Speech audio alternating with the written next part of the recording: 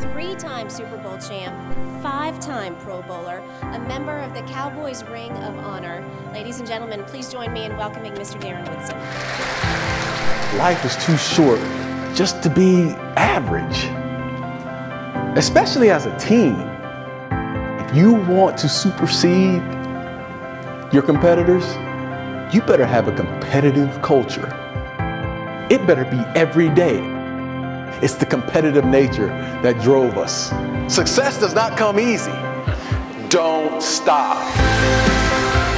We're joined now by three-time Super Bowl champ and ESPN NFL analyst Darren Woodson. Hi, I'm Darren Woodson, former Dallas safety, three-time world champ, and current pro football analyst. Darren, you earned the reputation of being a hard hitter. You were a captain for the Cowboys, 13 seasons with Dallas. What are your memories of playing for the boys? It wasn't so much about the individual part of it. It was about the team aspect and us winning championships. I'm going with the Cowboys this way. I think it starts the running game. And here you go with the Cowboys. Darren Woodson says he remembers the day he first walked into Texas Stadium and saw the Ring of Honor. I looked up and I said, one of these days I want to be up there. Today's on the ring, number 28, Darren Woodson! You're going to be surrounded by those who sharpen you, who push you to the limit, who make you become a better football player and a better person on and off the field. There are 4 levels of commitment. And it applies not only in your business life, but in your family life. Number 1 is existent. When you're existent, you're just there. And then there's those people that are compliant. I'm going to show up. When they tell me to show up, I'm going to act like they want me to act. I'm going to dress like the way they want me to dress, but I'm not going to do anything else. I'm not going to make this business any better. And then there's committed. You're going to make sure the boss knows that, hey, I'm all the way in, guys. I'm here. But let me tell you the one I like. That person that's compelled. When it's game time, you look to your right and you know that guy that's compelled, you're like, yeah, we're going to war today. Here we go. He's got my back. Look at yourself. Look within yourself and find out, who are you? Am I committed to doing the job that I'm doing, or am I compelled? And that's what I'm asking you guys today. Who are you? You want someone to go from existent to compelled, you have to keep them on your hip and guide them. Be a leader. I wish you were still playing, don't you? First of all, I want to say thank you for having me today. I want to tell you a story. Who remembers Tom Landry? Well, Tom Landry, at one point, was the winningest coach in the NFL. 20 straight winning seasons. But in 1986, the Dallas Cowboys, led by Tom Landry, they go 7-9. 1987, the team goes 7-8. And then in 1988, Dallas Cowboys go 3-13. Cowboys get bought by the young upstart owner out of Arkansas named Jerry Jones. Did I just hear someone boo? Did I just? The first thing he does is he fires the legend in Tom Landry. People in Dallas are in an uproar. And what does he do? Now you're replacing the most buttoned-up coach, wore a suit on the sideline, wore his hat, most professional person you've ever met, Tom Landry, with Jimmy Johnson, who's just wild and crazy guy. So Jimmy comes in.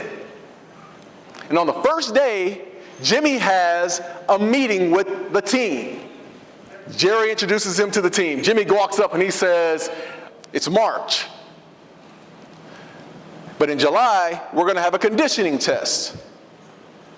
And in that conditioning test, you have to pass it.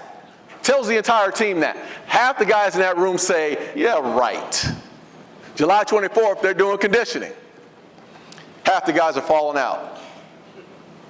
Can't make it. One guy in particular falls down during the conditioning test. He can't catch his breath. So Jimmy says, I can't say it the way Jimmy said it. He says, why don't you take your butt to the asthma field? cut him on the spot. It was cutthroat. So what ends up happening? They start to get better. Jimmy starts bringing his guys in. They start to buy into the system. 92 comes in. That's when they draft me. Now, I'm not saying that I was the guy that helped them get to the Super Bowl. I'm not saying that. He was looking for alpha dogs. He asked my coach in college, who's Lovie Smith, what kind of guy is Darren Woodson? He said, well, he's got an alpha dog mentality. He'll fight you. He said, that's my guy. He drafted me. But I walk into the locker room, and I'm surrounded by the same mentalities. Guys who wanted to win. Our practices were harder than our games, I promise you. Because guys are always fighting for the jobs, and that's how Jimmy wanted it. He wanted the competition. So we come in, 92, bam, we win the Super Bowl. 93, bam, we win the Super Bowl again. After the Super Bowl, what happens? Jerry fires Jimmy. That's unheard of. That would be like saying, you know what? I don't like success. Us winning Super Bowls is not enough. You're fired. It doesn't happen that way. And I tell this story because this is the problem. When Jimmy came in, they didn't accept the change. Flat out didn't accept it. When he got his own people in, they bought into what he was trying to do. And when they bought in, they would run through that wall. I was one of them because the man knew how to lead men. He pushed the right buttons. But then when we lost Jimmy, everything went south. So what did Jimmy teach me? And it applies not only in your business life, but in your family life. There are 4 levels of commitment. Number 1 is existent. The boss has to tell you to do everything. Hey, clean your desk up. Hey, get that done. Do this, do that. When you're existent, you're just there. Happy to have a job. And I'll give you an example. I won't mention his name, Dwayne Goodrich, but I'm not going to mention his name. We're in St. Louis. And Dwayne Goodrich was our 5th corner. Well, our number 1 corner goes down. And Dwayne Goodrich is the next guy in line. I look him right in the eyes, and he does not want to get on the field.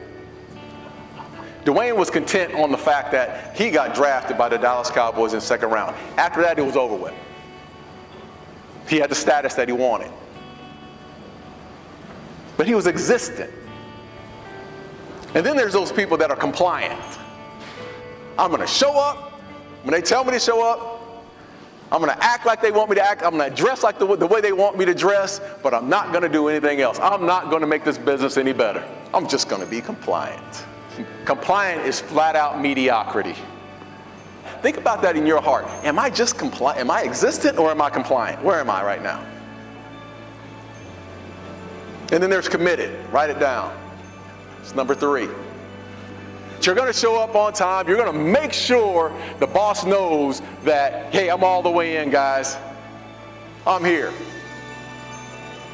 But then when you leave, when that committed person leaves the business and goes home, he thinks about home.